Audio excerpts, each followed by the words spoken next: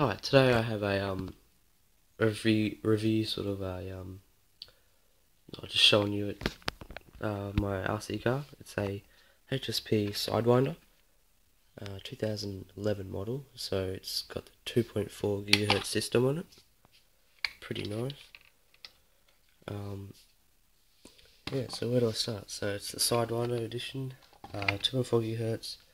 I've got it off RC Hobby e-store. I recommend you check them out. $187 for this. Comes with a .18 engine, which it seems to go alright. It's not the fastest thing, but it's good if you're coming into nitro from electric, which I did, and this is my first nitro RC car, and it goes fine. No problem.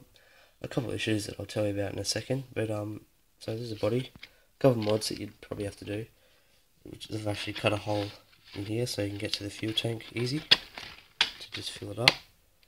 So that's one addition. And another thing that I did is I cut a larger hole around the heatsink because you want some cooling on this thing. It does heat up a bit. It doesn't run as cool as I'd like, but so yeah. So I cut a thing like a bigger hole, and so you can reach the pull starter easier. Another mod that I did sort of a cold air intake with just a fair bit of tubing and an air filter. So I'll just put it on for a sec. So it just sits just like that, and then when you put the body on, like that. Just give me a sec.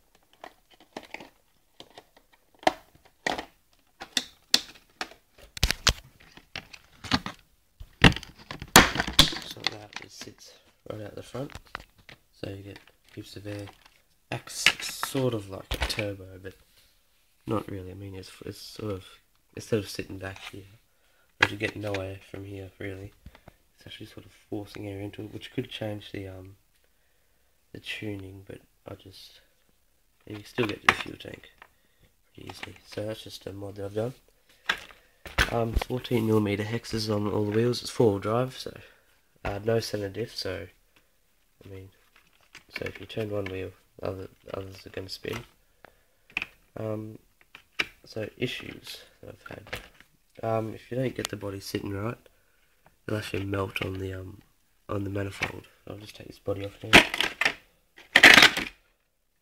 So if you don't get the body sitting right, it'll actually melt on the manifold. So yeah. So pretty easy to look at. Pretty easy to sort out throttle and brake servo. Brakes are pretty good. They are pretty good. You can tighten them up a bit. They're not too bad. On and off switch. It used to be here, but I got a hump pack battery for it, so I had to move it out here, which isn't too bad. Easy to get to. Steering servo, not too bad. A bit weak. All the shocks are pretty good. Just heaps of shock mounting positions everywhere. So it's really good, and it's camber adjustment as well. So it's pretty good. Good little car for $187, something like that. It's really cheap, and it goes alright. So thanks for watching, and any questions? I've got any questions about scooters, bikes, motorbikes. My bike out over there. Be sure to check that out.